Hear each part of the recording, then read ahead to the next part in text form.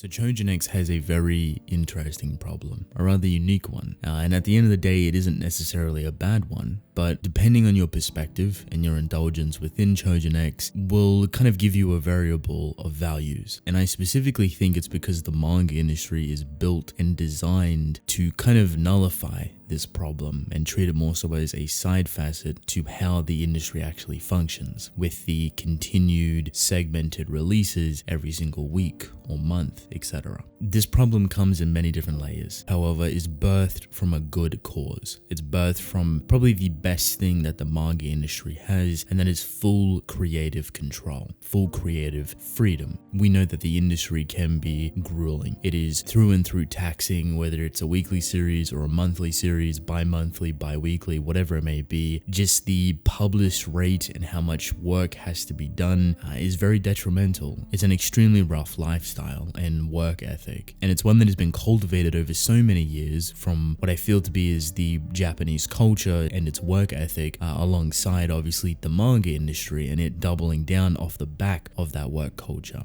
Time and time again, you see authors get severely sick. Time and time again, you see authors get bombarded with work when producing one chapter within a weekly magazine is difficult in itself. But then on top of that, you have a color page and a cover page, which are both colored and fully detailed and very artistically different to what they're used to. This becomes a very massive burden. It becomes a very hard lifestyle to live. And even if you have all of the support and assistance behind you, it's difficult, it's rough. Sui Ishida has experienced this problem himself. Tokyo Ghoul and Tokyo Ghoul Re is a visually beautiful story and an incredible weekly reading experience. Not only did he make that experience a little bit different to what you're used to, the amount of artwork and the approach towards it was also very different, especially for a weekly series. That level of detail, that level of creativity, that level of artistry isn't necessarily unheard of, but the consistency of it is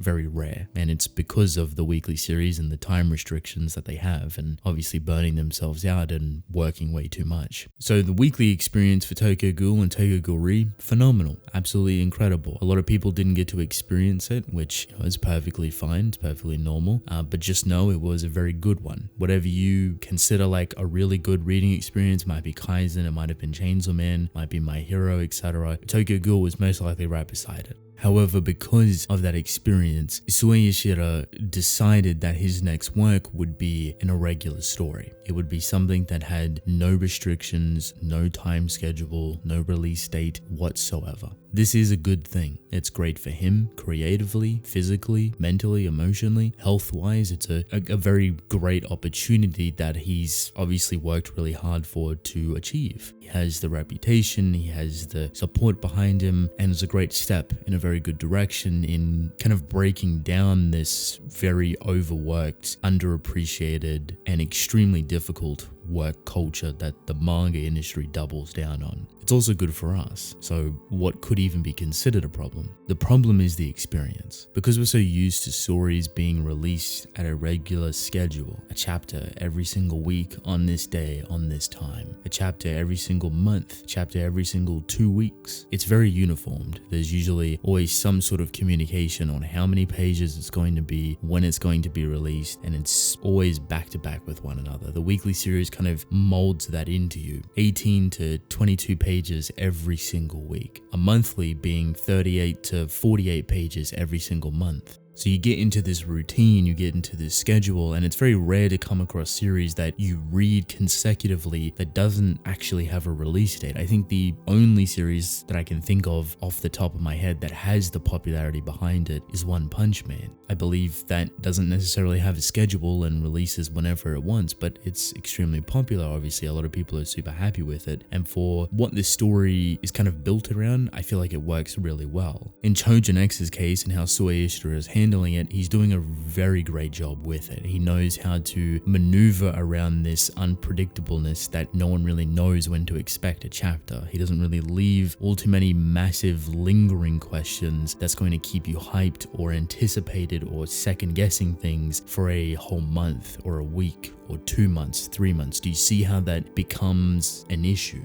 or problem? It's not a crazy issue. It's not an end of the world type thing. It's something that you can easily get over, or something that you can easily just kind of swipe under the rug. But it could be something that lives in the back of your mind where it's like, I wish we had a chapter this week, or I wish we had a chapter this month, or I wish at least we knew. And that's kind of the more difficult thing about it, that because he now has this freedom to write at his own pace, you don't want to take that away from him. You don't want to feel selfish. He's in a great position. He's writing a great story. One that is definitely structured around more so the unknown. If this story was written like Tokyo Ghoul, for example, or if this story was written like every other manga, like a weekly manga or a monthly manga, all of that stuff is formatted. That is an experience that has to be tailored for that experience, that weekly experience or that manga experience. You can't just take a monthly series and put it into a weekly and spread it out over 4 chapters. It doesn't work. Everything has its peaks, its climax, it starts, it finishes, its cohesive ties. If you don't pay attention to that, you get very weird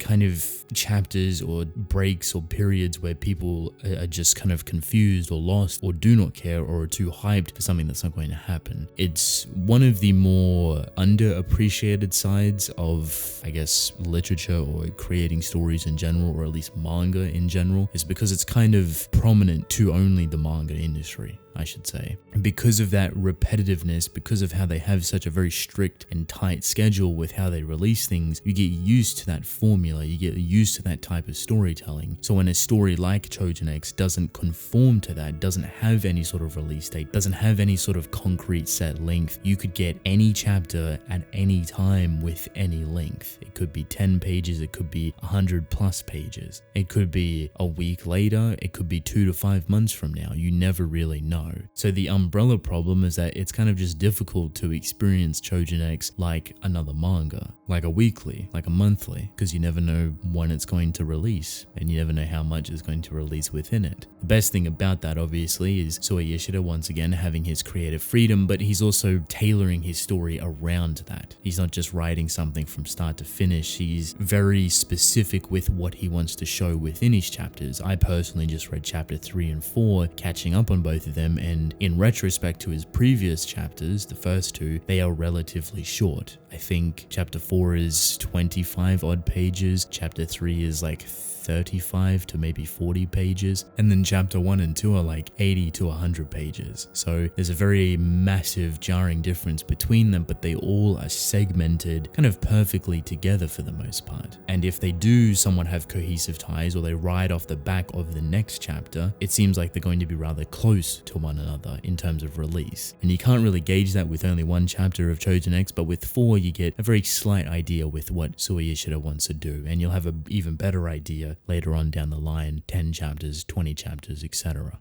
Alright, so you may see the problem, you may not really care about it, but you at least understand like why people value kind of a binge reading experience compared to reading it weekly. Does that make sense? Some series may feel better for individuals because they can read it through and through, whereas the weekly or monthly experience may not be as enjoyable for them. I think a good example I can give is Vinland Saga personally. Vinland Saga is such an incredible read in like a binge reading format. It's a great time just to go through all of that journey and all of that experience at your own pace. But when you kind of read it month to month, the downtime or the slower periods are definitely enjoyable, but you can see how it can become very potentially forgettable or tiresome or just boring in general when that spans or stretches out over a year plus. This is obviously for monthly, and the monthlies have it worse for slower chapters and slower periods is because they can't keep that peak or that excitement for a year. And there's going to be chapters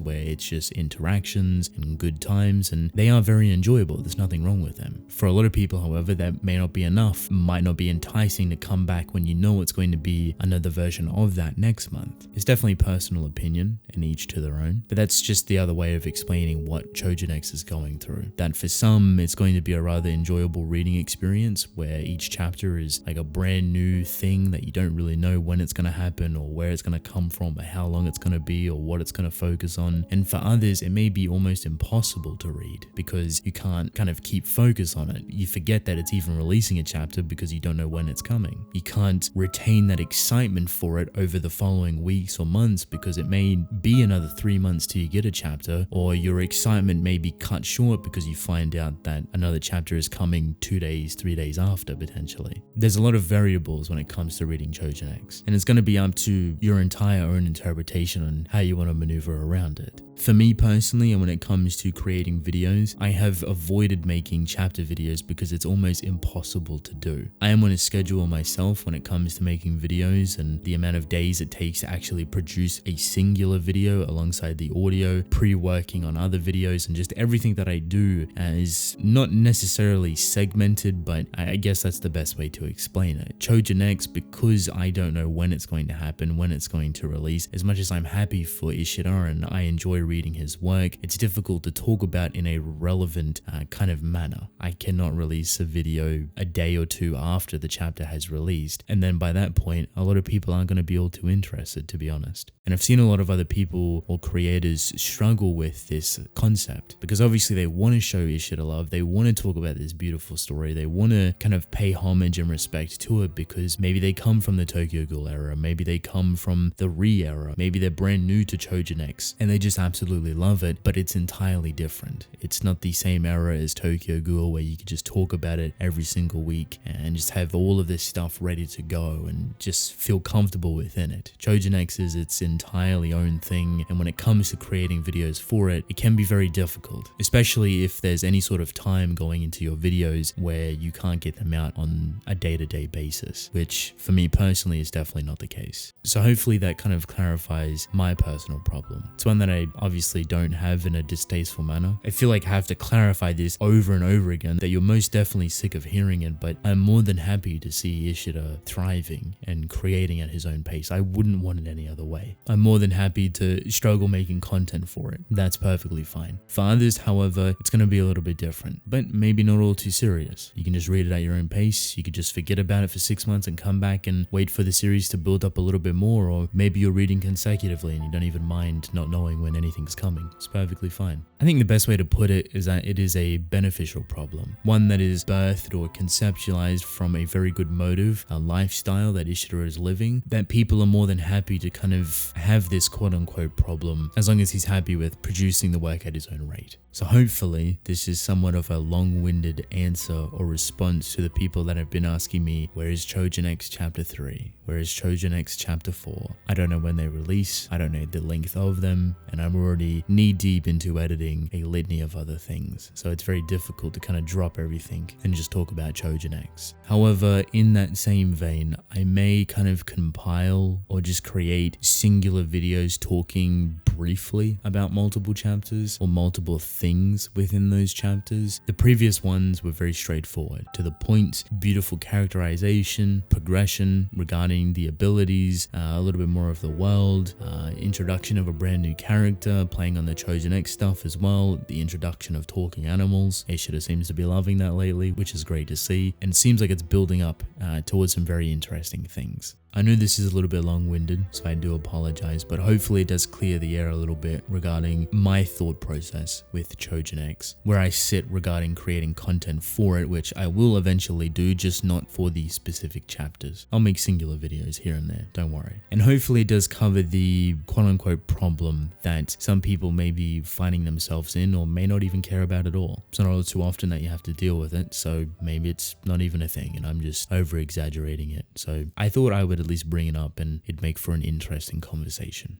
So with that being said, let me know what you love about Choujin X. How have you been feeling about it? You've been enjoying the interaction with Tokyo and Azuma, and Tokyo trying to find himself, trying to better himself without Azuma, being inspired by him of course. And how do you feel about the introduction of the brand new woman, the snake girl? That's definitely going to be interesting, but I'd love to hear your thoughts. With that said, however, I want to thank you all for watching. Leave a like and subscribe if you enjoyed. I'd greatly appreciate it. Drink plenty of water. New video every 3 days, and I will see you within the next one. Goodbye.